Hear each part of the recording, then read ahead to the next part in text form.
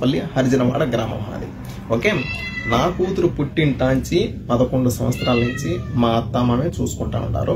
Okay, వాళ్ళ present అయితే ఆర్థిక పరిస్థితి బాగలేక మా యొక్క కోయేట్కి వస్తా మా కూతుర్ని వాళ్ళ చిన్న కూతురు దగ్గర, అంటే మా మరదల దగ్గర మా కూతురు బాధ్యత మా మరదలకైతే అప్పచెప్పేసి కోయేట్కి అయితే వచ్చింది.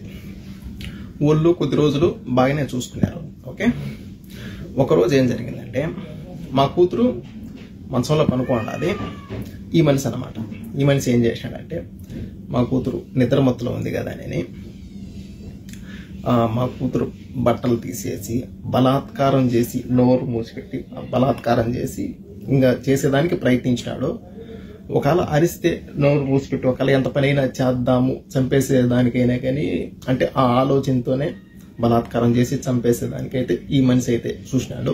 ముందుగానే నా కూతురు నిద్ర మత్తులో ఉంది, అందులో మళ్ళీ నోరు మూసిపెట్టేసినాడు, బట్టలు తీసేసినాడు. నోరు మూసిపెట్టేతలకి ఊపిరాడకుండా భయపడిపోయింది అనమాట. ఏం జరుగుతున్నదో ఏమో భయపడిపోయి ఒకపారిగా అరిసేసింది బుజ్జమ్మ అని. మా మరదలను అయితే అరిసేసింది.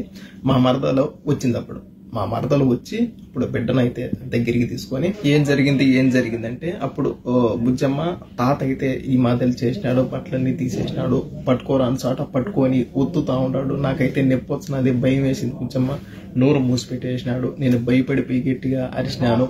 తరువాత మా మరదలైనా గాని మా మరదల వాళ్ళ భర్త రమణ అయినా గాని వీళ్ళిద్దరూ ఈ మనిషిని దేనికి ఈ మాదిరి చేసినావు పసిబిడ్డనని ఒక్క మాట అడగల. తరువాత నా బిడ్డను వీళ్ళిద్దరూ బెదిరించినారు.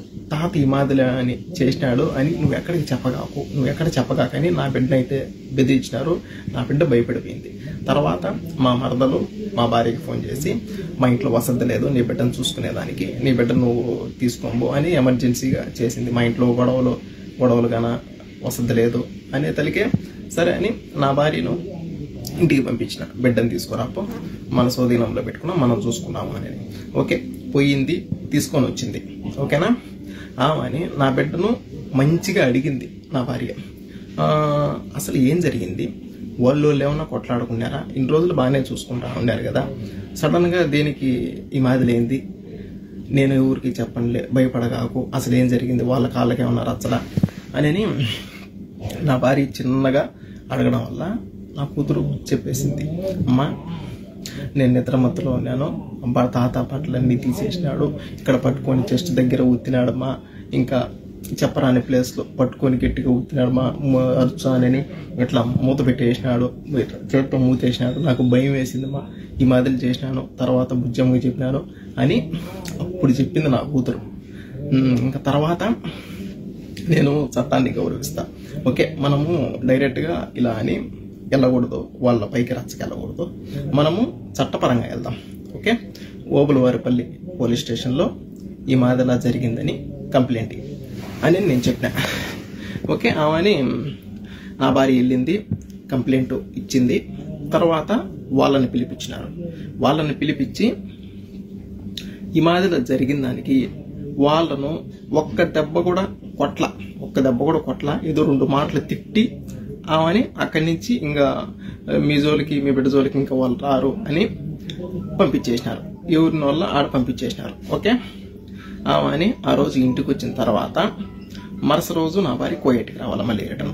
ఓకేనా, ఆ రోజు నైట్ ఏం జరిగిందంటే ఇది ఒక ఆడబిడ్డ పరువు అనమాట. ఇది ఒక ఆడబిడ్డ మానానికి సంబంధించిన వీడియో, బయట పెట్టుకోకూడదు కానీ పరిస్థితి వచ్చింది.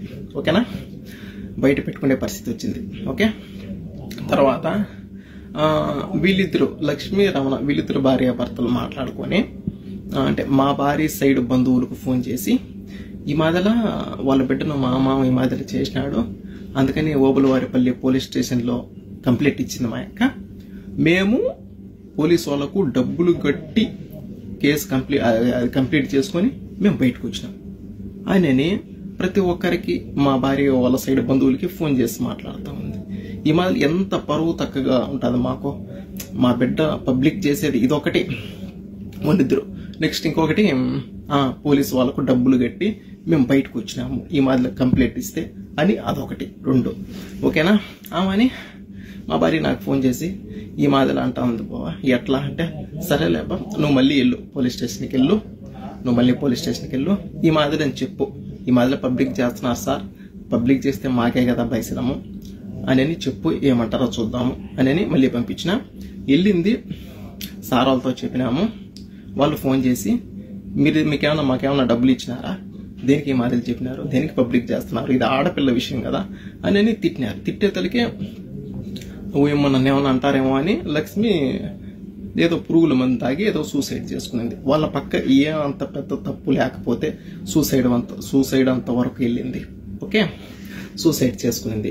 తర్వాత ఈ మాదిరి సూసైడ్ చేసుకునిందని అక్కడి నుంచి ఎస్ఐ సార్కు ఇన్ఫర్మేషన్ వాళ్ళు చెప్పినారనమాట. ఈ మాదిరి సార్ రాలేదు, ఈ మాదిరి ఏదో తాగిండది అని ఆ సార్ ఉండేసి ఈ మాదిరిలా ఏదో తాగిందంట, ఆమెకి ఏదన్నా కానీ అయితే నిన్నైతే అరెస్ట్ చేస్తామని మా భార్యని అన్నారు.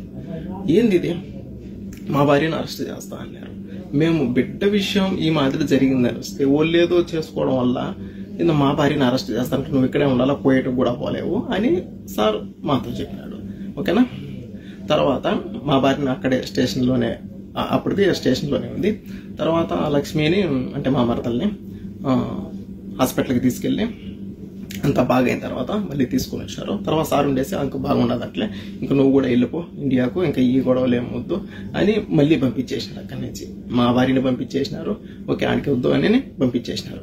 నా భార్య ఇట్ట నా బిడ్డకు జరిగిందని పోలీస్ స్టేషన్కి వెళ్తే ఈ మాదిరి అసలు వాళ్ళు ఏం పట్టించుకోవాలా. నెక్స్ట్ ఇంకొకటి ఏదో ఆ ఎమ్మి చేసిన దానికి మళ్ళీ నన్నే అరెస్ట్ చేస్తా ఉండారు అని నా భార్య ఆలోచించి, ఇంకొకటి వీళ్ళిద్దరు భార్య భర్తలు నా బిడ్డ గురించి మా భార్య సైడ్ బంధువులందరికీ ఈ మాదిరి బయటికి చెప్పి మా మామ ఈ మాదిరి చేసినాడు, కేసు పెట్టింది, మేము డబ్బులు కట్టి బయటకు వచ్చినాము అని ఈ మాదిరి అందరికీ చెప్పి వీళ్ళు చేసింది ఇదొక్కటి. ఇంకా వీళ్ళు పోలీసు వాళ్ళు ఈ మాదిరి అసలు పట్టించుకోవాలా.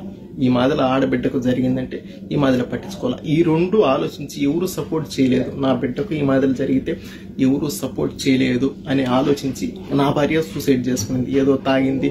తర్వాత మేము కూడా హాస్పిటల్కి తీసుకెళ్లి ఎలాగాలో ఎంత కక్కించుకొని చిన్నగా ఎలాగాలో బయటికి నేను తెచ్చుకున్నా. తర్వాత అంటే వీళ్ళిద్దరు లక్ష్మీ రమణ వీళ్ళిద్దరు కలిసి అంటే పబ్లిక్ చేసినారు కదా, మా భార్య వాళ్ళ బంధువులకి పబ్లిక్ చేసినారు కదా. ఇంకా ఒక్కొక్కరు చేసి ఈ మాదిరి జరిగిందంట కదా, మీరేం చేయలేదా, వాళ్ళేమో డబ్బులు కట్టుకొని బయటకు వచ్చినారంట, మీరేం చేయలేదా అని ఒక్కొక్క మాటలు మాట్లాడుతూ ఉంటే ఏందిరా ఇది, ఇల్లు అనబోతే ఇట్లా చేసినారు. నెక్స్ట్ ఇంకా చట్టపరంగా చట్టాన్ని గౌరవించి పోలీసు వాళ్ళ ద్వారా వెళ్దాం అనుకుంటే వాళ్ళు ఏం చేయలేకపోయినారు. ఊరికే మాటల వరకు మాట్లాడి పంపించేసినారు. తర్వాత ఏంటిది ఏం చేయాలో నాకు అర్థం కావడం లేదు. ఆడబిడ్డకి ఈ మాదిరి జరిగితే చట్టం కూడా సీరియస్ గా తీసుకోవాలా. నాకు అర్థం కాల. వీళ్ళు పబ్లిక్ చేసి ఈ మాదిరి మాట్లాడుతూ ఉండేది ఒకటి, వీళ్ళు పోలీసు వాళ్ళు పట్టించుకున్నది ఒకటి. అబ్బా నాకేం అర్థం కాల. అని మొత్తానికి ఎట్లయితే ఎట్లా అవుతుందని మొత్తానికి ఒక కన్న తండ్రిగా నిర్ణయం తీసుకున్నాను. ఈ విషయంలో ఎవరు ఏం చేయలేకపోయినా గానీ నా బిడ్డను నేను కాపాడుకోవాలా. ఎవరు సపోర్ట్ నిలబడకున్నా గానీ నా బిడ్డ సపోర్ట్ నేను నిలబడాలా. ఒకవేళ నేను వీళ్ళు నెట్టి సైలెంట్ గా నేను ఉంటే ఇంకా నా బిడ్డకి ఈ మాదిరి జరిగిన దానికి ఒక కన్న తండ్రిగా నేను బ్రతికుండి కూడా సచ్చినట్టే లెక్క. నా కూతురు డాడీ ఈ మాదిరి చేశాడు, డాడీ పట్టుకున్నాడు, డాడీ గట్టిగా పట్టుకో, అక్కడ చెస్ట్ దగ్గర అక్కడ పట్టుకోరాని చోట పట్టుకున్నాడు డాడీ, బట్టలు తీసేసాడు డాడీ, భయపడినా డాడీ, మూసుకున్నాడు డాడీ, నోరు మూత పెట్టేసినాడు డాడీ, భయపడిపోయినాడు డాడీ, ఊపిరాలేదు డాడీ అని చెప్తా ఉంటే ఒక కన్న తండ్రికి ఏ రకంగా ఉంటుందో ఒక్క రొంత ఆలోచించండి. అందులో వీళ్ళు పోలీసు వాళ్ళు ఏం చేయలేకపోయా, వీళ్ళు పబ్లిక్ చేసి ఈ మాదిరిలా మాట్లాడేది ఒకటి. అబ్బా, అప్పుడు నిర్ణయం తీసుకున్నా, నా బిడ్డ జీవితం నాశనం చెయ్యాలి అని అనుకున్నా, అతని జీవితం ఉండకూడదు అని అప్పుడు నిర్ణయం తీసుకున్నా. ఎవరికి తెలియదు నేను ఇండియాకు వస్తా ఉన్నట్టు, ఎవరికి తెలియదు. మా కోయటలతో మాట్లాడుకొని ఒక 4 రోజులు సెలవు కావాలని చెప్పి పాస్పోర్ట్ తీసుకొని 2 టికెట్లు నేనే కొనుక్కొని మా భార్యకి కూడా నేను ఎడార్లేకి జాకూర్కి వెళ్తున్నాను అని చెప్పి నేను ఇండియాకు వచ్చిన. కువైట్ నుంచి ఇండియాకు వచ్చి నేను చేసే పని అతన్ని నేను చేసి తర్వాత మళ్ళీ నేను కువైట్కి వచ్చిన.